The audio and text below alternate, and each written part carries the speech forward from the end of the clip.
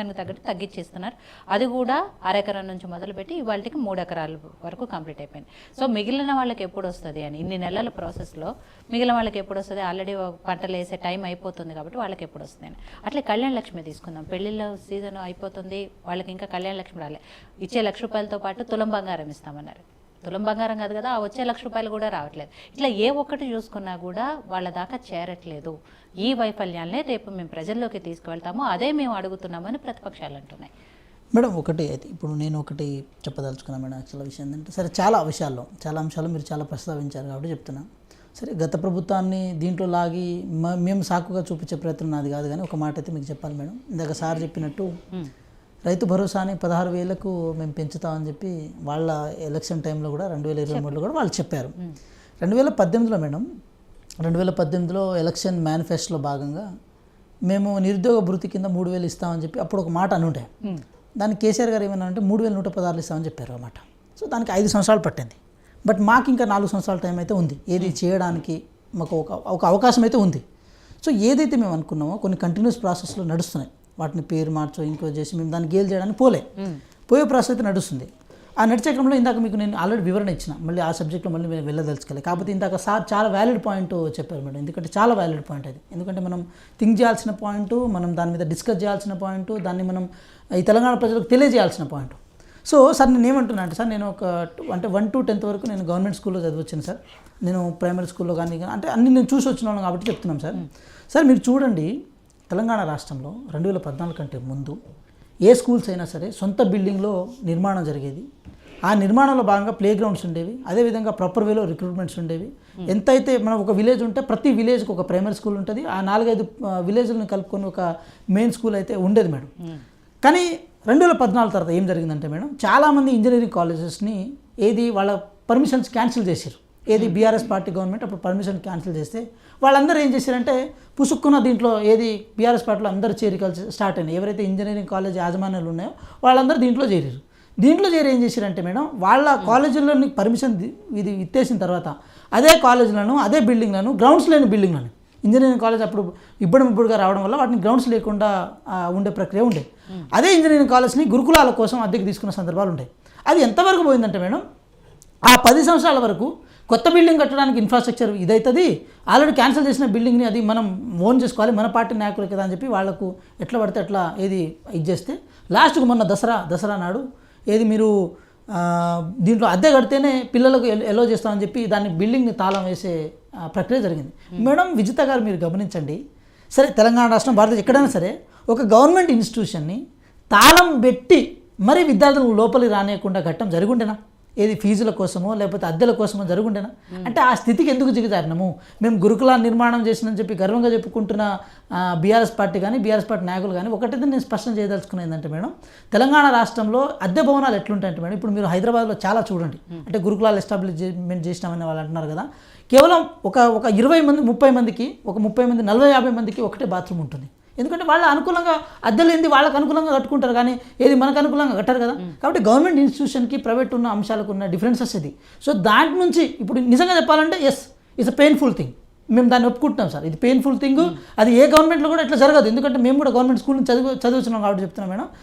Next ఇలాంటి పరిస్థితి రావద్దు, ఇలాంటి పరిస్థితులు జరగొద్దు, ఈ అద్దె భవనాల్లో పిల్లల విద్య అనేది ప్రాపర్ వేలో జరగద్దన్న కారణం చేత ఇప్పుడు ఇంటిగ్రేటెడ్ స్కూల్స్ పేరున ప్రతి మండలానికి ఒక గ్రాండ్ అంటే ఒక మంచి ఇంటిగ్రేటెడ్ స్కూల్స్ని నిర్మాణం జరుగుతుంది మేడం. ఆల్రెడీ స్టార్ట్స్ అయినాయి, అవి ఇంకా ముందుకు వెళ్తున్నాయి మేడం. అదేవిధంగా మీరు చూడండి, ఇంకో విషయం కూడా చెప్తున్నాను మేడం, క్వాంటిటేటివ్ ఎడ్యుకేషన్ ఎంత గొప్పదో క్వాలిటీ ఎడ్యుకేషన్ కూడా అంతే గొప్పది. క్వాలిటీ ఎడ్యుకేషన్ అనేది కేవలం ఇన్ఫ్రాస్ట్రక్చర్ మీద ఆధారపడి ఉండదు.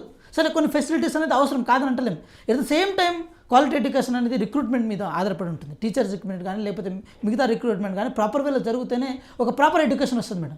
మేడం మీరు చూడండి, 11,062 పోస్టులను, టీచర్ పోస్టులను కేవలం భర్తీ చేసిన నెల రోజుల కాలంలోనే వాళ్ళకి పోస్టింగ్ ఇవ్వడం జరిగింది మేడం. దానివల్ల మళ్ళీ క్వాలిటీని రిపీట్ చేయడం జరిగింది.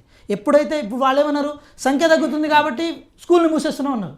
స్కూల్ సంఖ్య ఎందుకు తగ్గుతుంది మేడం? ఇక్కడ క్వాలిటీ లేదు, వేరే చోట క్వాలిటీ ఉందని చెప్పి అక్కడ వాళ్ళు చాయిస్ ప్రకారం పోతారు. అదే క్వాలిటీని మనం ఇక్కడ పెంచితే, అదే స్టాండర్డ్స్ని కనుక మనం ఇక్కడ పెంచితే ఆ స్కూల్స్ని ప్రొటెక్ట్ చేసినట్టు ఉంటుంది, పేద ప్రజల యొక్క ఆదాయాన్ని మనం కాపాడినట్టు ఉంటుంది. ఇప్పుడు మీరు చూడండి, హయత్ నగర్ లాంటి ప్రాంతంలో, చాలా హయత్ నగర్ కానీ ఆ చుట్టుపక్కల ప్రాంతంలో సార్కి తెలుసు, ఆ ప్రాంతాల్లో చిన్న చిన్న స్కూల్స్ మేడం, వాళ్ళు కొన్ని ఏది సిబిఎస్ఈ సిలబస్ అని మోడర్న్ సిలబస్ అని చెప్పి పేద ప్రజల మధ్యతరగతి ప్రజల రక్తం పీలుస్తున్నారు మేడం.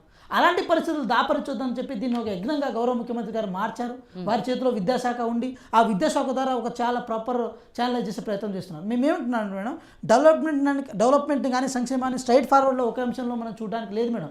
దాని వెనకాల చాలా రకాలైన అంశాలు ముడిపడి ఉంటాయి. కాబట్టి ఈరోజు విద్యా వ్యవస్థలో అలాంటి సమూల మార్పు జరుగుతుంది. ఎస్, పెద్దవారుగా మీరు మాకు సలహా ఇవ్వాలి. గత ప్రభుత్వంలో జరిగిన ఈ ప్రభుత్వం జరిగిన విద్యార్థుల పట్ల జరగడాన్ని మనం తప్పు పట్టాల్సిందే.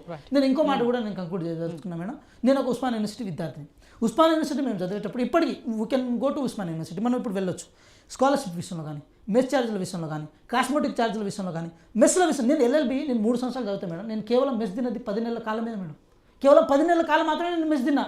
ఎందుకని చెప్పి మేము రోడ్ల మీదకి వచ్చిన ప్రతిసారి మమ్మల్ని పోలీసు ఎత్తుకుపోవడం అదొకటే మేము చూసినాం. కానీ ఇప్పుడు మీరు చూడండి, కేవలం అంటే వాళ్ళకు హాలిడేస్ వచ్చిన సందర్భంలో తప్ప మిగతా అన్ని సందర్భాల్లో వాళ్ళకు మెస్ అనేది వస్తుంది. ఈరోజు తెలంగాణ ఉద్యమాన్ని అంత ఉవ్వెత్తున ఎగిసిపడుతున్న తెలంగాణ ఉద్యమాన్ని ఇంత శక్తివంతంగా ఉస్మానియా యూనివర్సిటీ వాళ్ళు కొట్లాడారంటే 2014 కంటే ముందు కాంగ్రెస్ ప్రభుత్వం విద్యార్థులకు మంచి తిండి పెట్టింది మేడం. కానీ తర్వాత జరగలే. సో ఇదంతా లోతుగా వెళ్ళి కనుక మాట్లాడుకోవాల్సింది ఇంకా చాలా విషయాలు ఉంటాయి మేడం. వీసీల నియామకాలంలో సోషల్ జస్టిస్ పాటించడం మేడం, వీసీల నియామకాలను సోషల్ జస్టిస్ పాటించడం, ఎట్ ద సేమ్ టైం ఆ ప్రొఫెషనల్ నియామకాలం కానీ అసిస్టెంట్ ప్రొఫెషనల్ నియామకాలం కానీ ఇదంతా అంటే ఆ ప్రమోషన్ జరిగిన తర్వాత ఇప్పుడు మళ్ళీ ఆ రిక్రూట్మెంట్ ప్రాసెస్ చేయడానికి మేము సిద్ధపడుతున్నాం madam. Malla Reddy university, Anurag university, దాంతోపాటు మహేంద్ర యూనివర్సిటీ లాంటి ప్రైవేట్ యూనివర్సిటీ మీద మాకు ఇంట్రెస్ట్ లేదు మేడం. ఆ ఇంట్రెస్ట్ ఉండి అసెంబ్లీలో సపరేట్గా చట్టం చేయడం అది కాదు మేడం. మాకు కావాల్సింది ప్రభుత్వ ఇన్స్టిట్యూషన్ బలపడాలి, ప్రభుత్వ పాఠశాలలు బలపడాలి, ప్రభుత్వ కళాశాలలు బలపడాలి, దాంట్లో అధ్యాపకులు ఉండాలి, పేద విద్యార్థులు దాంట్లోకి వెళ్ళాలన్న కారణం జరుగుతున్న ప్రక్రియ. దీన్ని కూడా మీరు సౌహృదయంతో అర్థం చేసుకోవాలని కోరుకుంటున్నాం మేడం. రామూర్తి గారు ఒక్క నిమిషం. రామూర్తి గారు, ఇప్పుడు 11,000 ఉద్యోగస్తులు టీచర్స్ రిక్రూట్మెంట్ చేశారు. We should appreciate. At the same time అక్కడ ఫెసిలిటీ లేని ఉద్యోగాలు ఉపాధ్యాయులు వచ్చినా కూడా ఉపయోగం లేదు. ఇప్పుడు అదేవిధంగా గత ప్రభుత్వం భారతదేశంలో ఇంజనీరింగ్ కాలేజెస్ వ్యవస్థ 28% కేవలం ఉమ్మడి ఆంధ్రప్రదేశ్లో ఉన్నది. భారతదేశంలో ఉన్నటువంటి 100% కాలేజీలలో 28% ఇంజనీరింగ్ కాలేజీలు ఇక్కడ ఉన్నాయి. అప్పుడు ముబ్బడిగా వేసేసి అసలు స్టూడెంట్సే లేకపోతే దొంగ స్కీములు పెట్టేసి దొంగ క్లెయిమ్ కూడా చేసిండ్రు. అది వైఎస్ రాజశేఖర రెడ్డి గారు ఉన్న టైంలో బాగా ఇంజనీరింగ్ కాలేజెస్ అప్పుడు పుట్టుకొచ్చినాయి. ఇప్పుడు బీఆర్ఎస్ ప్రభుత్వంలో కాదు. అయితే ఇక్కడ ఏమంటున్నామంటే బేసిక్గా మీరు ఒక ఇంటర్నేషనల్ స్కూల్ చేసినప్పుడు కానీ ఆ పారామీటర్ మీరు ఎందుకు అనలైజ్ చేస్తలేరు, ఎందుకు ప్రయారిటైజ్ చేస్తలేరు? ఇప్పుడు 17,000 కోట్ల రూపాయలు రైతులకు రుణమాఫీ ఇచ్చారు, లేకపోతే 400 కోట్లు 4,000 కోట్లు ఆర్టీసీకి ఇచ్చారు. ఎవరు అడగలేదే. మీరు ఆ గ్రామాలలో విద్య ఉద్యోగము ఉపాధి అవి కనుక ఇస్తే, ఆ ప్రైమరీ ఫెసిలిటీస్ ఇస్తే, మీరు దాని మీద కాన్సన్ట్రేట్ చేస్తే భవిష్యత్తులో ఉండేటువంటి పిల్లల కోసం ఆ ప్రయారిటైజ్ మారింది ఎందుకు అని నేను అడుగుతున్నాను అందరినీ. రైట్. సో రామూర్తి గారు, ఇక్కడ ఏ రకంగా చూసుకున్నా గత 10 ఏళ్లలో ఉన్న బీఆర్ఎస్ ప్రభుత్వం కంటే మెరుగ్గానే కాంగ్రెస్ పార్టీ ఇస్తుంది, ఇక మీదట కూడా ఇస్తుంది అనేది చెప్తున్నారు. అట్లే